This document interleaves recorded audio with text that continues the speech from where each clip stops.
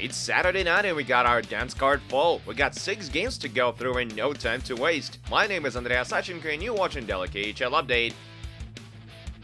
We take it to Moscow first. It's a side of battle between Dynamo and Akbar's. Alexander Radulov is making his debut for Kazan tonight. And he's not gonna like it. After a scoreless first period, the blue and white break the ice with just 2 seconds remaining to play in the second. Ivana Gubnov hits the back of the net. And that's pretty much all they're gonna need. Ivan Muranov seals the deal with the empty netter, and Alexander Radulov leaves the ice as a -2. Ouch. Dynamo take it 2-0 at home ice.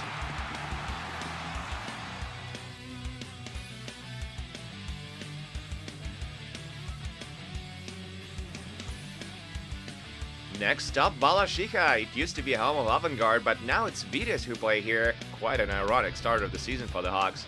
Get ready for probably the best save of the day. Sergei Talchinsky has a wide open net in front of him, but Jeremy Roy extends his stick just enough to sail the puck over the boards. Unreal. Avant-Garde opened up the scoring early in the second as they converted on a power play. Nail Yakupa redirects it past Dmitry Shikin just 11 seconds in. The host tied up just a few minutes later. Chaos in Avant-Garde slot and Ivan Zinchenko shows no mercy. Neither for the period now, Sergei Talchinsky carries the biscuit on an odd-man rush. He dangles and shoots, but it comes back into play off the bar. The Hawks get back in front late in the frame. Arseny Grutsuk zins it home on the short side, and it's 2-1 Avant-Garde after 40. But they can't hold on to it. Kirill Raskazov brings it back to even 5 minutes into the third as it buries the rebound.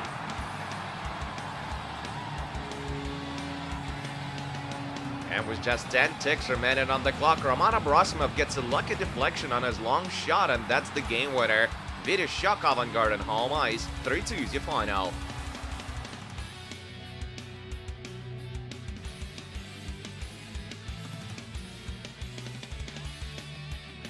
Moving on to Minsk, Belarus now. Dynamo kick off their season as they face Kazakhstan's Boris. There's plenty of scoring in this one. Dmitry Sokolov breaks the ice midway through the first. Sean Lalana, Mark Barberio with the helpers.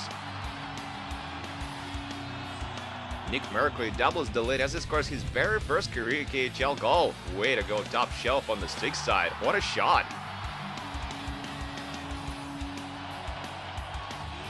Boris get a goal back before the intermission. Ivan Mishenko goes for a shot on a power play and goes in of Anton Sagadev. He's feeling it tonight because less than 2 minutes into the third frame, Sagadev scores his second of the night to tie it up at 2s.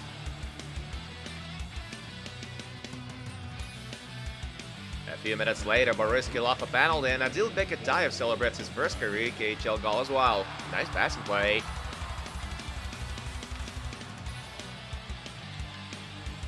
Dynamo pulled their goaltender late in regulation and get the job done. Brandon Coulson with the equalizer while Cedric Paquette draws his first career KHL point. Overtime solves nothing, so it goes to the shootout and Vladimir Alstrov does his best impression of Peter Forsberg for the win. Dynamo give their fans a reason to cheer this Saturday afternoon as they take it 4-3 in the shootout.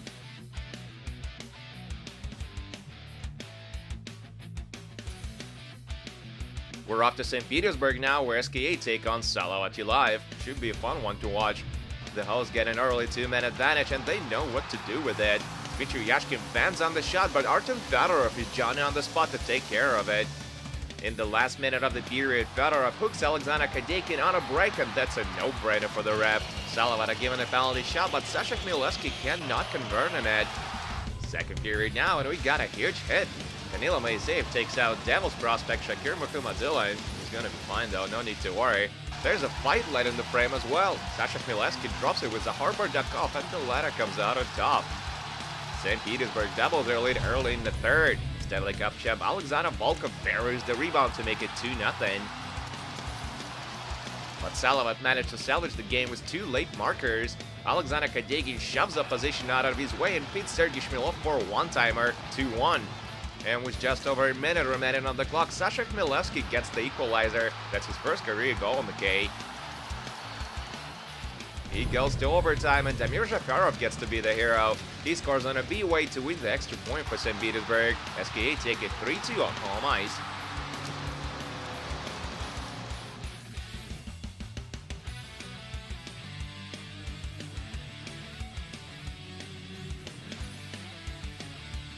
We're back in Moscow as reigning champs Red Army go up against Neftekhimik. The red and blue get on the board late in the first with a power play goal. Vitaly Abramov shoves it in.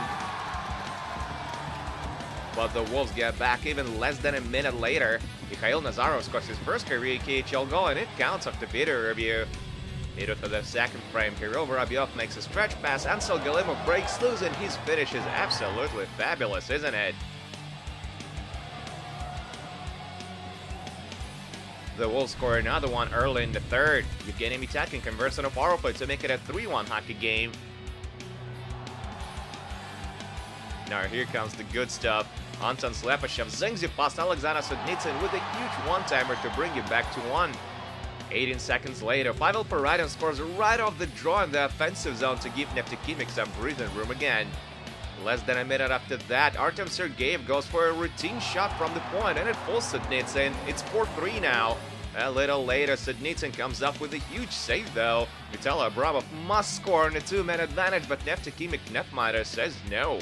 The Wolves get their fourth man back out on the ice, but it doesn't help. Mikhail Grigorenko nets his third goal of the season to even it up. He goes to overtime, Danil Yurtaikin makes a cross-ice pass, and Vladislav Kamenev calls it a night. Huge one-timer, and Red Army win their second in a row. 5-4 is your final on this one.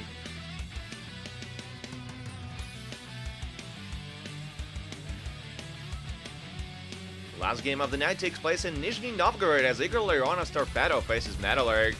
It goes just the way everyone expected. It's a goal fest. Denis Yan scores his first goal on the cage just under 4 minutes in to put the home side in front. But a few minutes later, Metalurg get a power play of their own and they make it count. Ilya Koklov sends it home from midpoint. Muted for the period now, 19-year-old rookie Yegor Vinogradov finds himself all alone in the slot, and he doesn't hesitate to score his first career KHL goal. A little after that, Torpedo converted on another power play. Igor Larionov Jr. beats Eddie Pasquale, sending him to the bench. Kirill Rakov has 3 assists already. Metalurg managed to reduce the gap to 1 before the intermission. Maxim Karpov is credited with his first goal of the year. And early in the second frame, Pavel Akolzin restores the parity. Anatoly Nikonsev picks up his second assist of the night on the play. Akolzin is also the one who puts Magnitka in the lead shortly after that as it converts on a B-way. He's got 3 on the season now.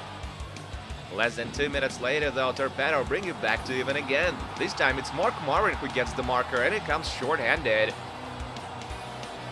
They calmed down for a while after that, only to give us a dramatic finish. With just 3 seconds remaining to play in regulation, Captain Yegor Yakovlev joins the rush and puts it on ice. Metalurg bounced back after losing to Red Army in the season opener as they take it 5-4 on the road. And that's it for a daily KHL update, but do come back tomorrow for 5 more games, including Naftalin Bilis vs Severstal and Sibir against Spartak. My name is Andrea Sachenko, thank you guys so much for watching, and don't forget to check back with us this Sunday.